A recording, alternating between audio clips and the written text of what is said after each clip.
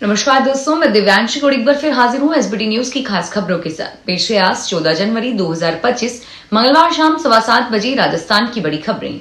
राजस्थान के राजकीय महात्मा गांधी अंग्रेजी माध्यम स्कूलों तथा राजकीय अंग्रेजी माध्यम स्कूलों के लिए चयनित शिक्षकों से विकल्प भरने का रास्ता साफ हो गया है। शिक्षा विभाग ने शाला दर्पण के माध्यम से पदस्थापन के लिए स्कूल विकल्प मांगने शुरू कर दिए हैं और इसकी अंतिम तिथि 16 जनवरी है। प्रदेश में अंग्रेजी माध्यमिक शिक्षकों को लगाने के लिए विभाग ने 25 अगस्त को चयन परीक्षा आयोजित की थी और इसमें चयन के लिए न्यूनतम 40% अंक निर्धारित किए गए हैं। इसके बाद 23 दिसंबर को परीक्षा परिणाम जारी किया गया, परंतु राज्य सरकार ने जिलों की संख्या कम कर देने से विकल्प बढ़ाने का कार्य रोक दिया था। प्रधानमंत्री नरेंद्र मोदी ने मंगलवार को भारतीय मौसम विज्ञान विभाग के 150वें स्थापना दिवस के समारोह में भाग लिया और मिशन मौसम का शुभारंभ किया। इस दौरान उन्होंने मौसम वैज्ञानिकों से भूकंप की चेतावनी देने वाले तंत्र विकसित करने के लिए कहा। उन्होंने कहा कि इसमें देश को प्राकृतिक आपदा के समय होने वाले नुकसान को कम करने में मदद मिलेगी। पीएम मोदी ने कहा कि मौसम विज्ञान किसी भी देश की आपदा प्रबंधन क्षमता का सबसे जरूरी सामर्थ्य होता है। पीएम मोदी ने कहा कि अब भूकंप के लिए चेतावनी प्रणाली विकसित करने की जरूरत है। वैज्ञानिकों और शोधकर्ताओं को इस दिशा में काम करना चाहिए। 1 फरवरी को आम बजट पेश होने वाला है और इससे पहले अलग अलग संगठन से जुड़े लोग सरकार के सामने अपनी मांगे रख रहे हैं और इसी कड़ी कर्मचारी संगठनों ने कर्मचारी भविष्य निधि संगठन यानी ईपीएफओ से मिलने वाली पेंशन स्कीम के तहत न्यूनतम पेंशन 1000 रुपए से बढ़ाकर 7500 रुपए प्रति माह किया जाने और कर्मचारी संगठनों से यह मांग वित्त मंत्री के सामने रखी है। मीडिया रिपोर्ट्स के अनुसार सरकार इस मांग पर विचार कर रही है और ईपीएस 95 नेशनल एजुकेशन कमेटी ने बताया है कि केंद्र के सरकारी प्राइवेट कंपनी और फैक्ट्री में काम करने वाले 78 लाख कर्मचारी ईपीएस के तहत पेंशन पा रहे हैं। इनमें से कुछ संस्थाएं न्यूनतम पेंशन को 5000 रुपए करने की मांग कर रही हैं। राजस्थान के मुख्यमंत्री आवास पर कल बुधवार शाम को कर्मभूमि से मातृभूमि अभियान के तहत जल संचय धन भागीदारी विषय पर संवाद कार्यक्रम आयोजित किया जाएगा।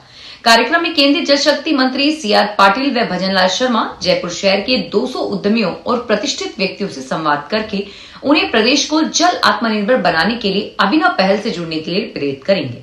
राजकीय महाविद्यालय सांगानेर में आयोजित कार्यक्रम में सांगानेर विधानसभा क्षेत्र में वर्षा जल संचयन के कार्यों का भूमि पूजन करके शुभारंभ किया जाएगा। भारत में थोक महंगाई दर दिसंबर 2024 में बढ़कर 2.37% पर पहुंच गई है।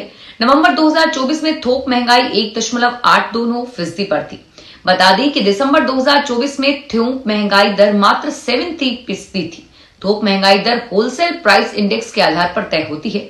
इसके बढ़ने का सीधा असर उपभोक्ताओं पर नहीं पड़ता, लेकिन अगर रिटेल में सामान बेचने वाले दुकानदारों ने उनकी लागत का कुछ बोझ ग्राहकों पर डालने का मन बनाया तो यह एक आम उपभोक्ता को प्रभावित कर सकती है।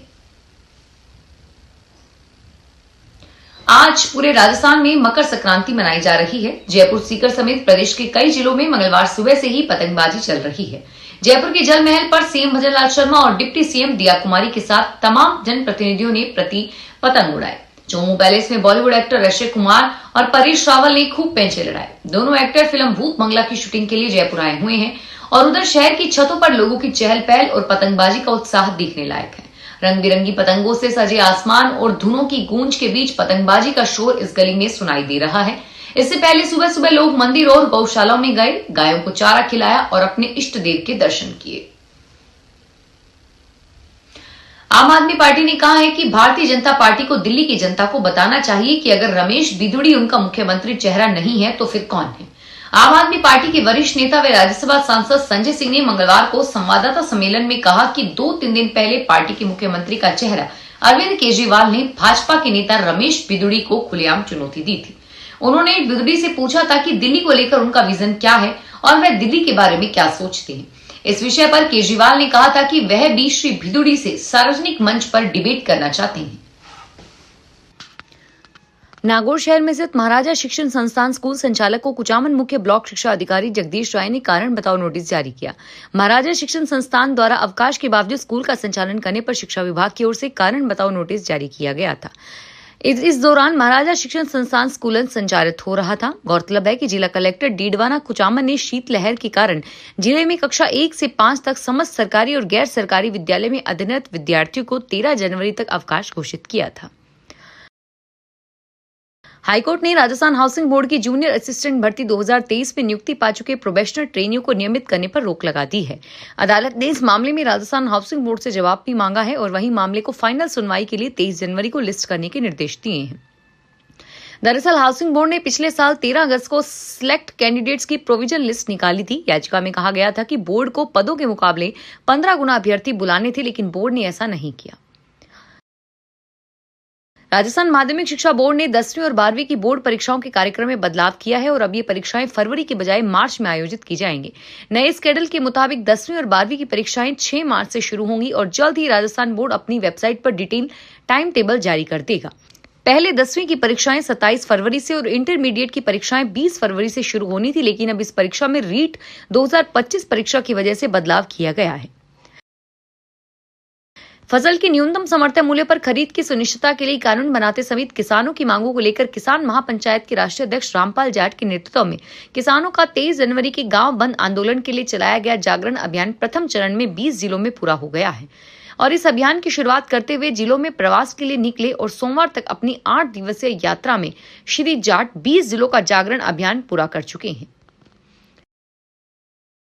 जयपुर विकास प्राधिकरण ने मंगलवार को अपनी तीसरी आवासीय योजना पटेल नगर के नाम से लॉन्च की और इस योजना में 270 भूखंड आवंटित किए जाएंगे। हालांकि इस योजना में केवल 2 ही कैटेगरी के आवंटन रखे गए हैं।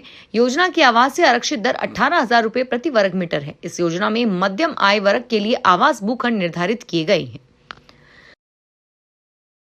राजस्थान में पिछले साल मानसून के दौरान टूटी सड़कों और पुरानी खराब सड़कों की मरम्मत के लिए सार्वजनिक निर्माण विभाग ने 132 करोड़ रुपए की मंजूरी दी है। इस मंजूरी से पाली के 11 जिलों की 49 सड़कों का रेनोवेशन करवाया जाएगा।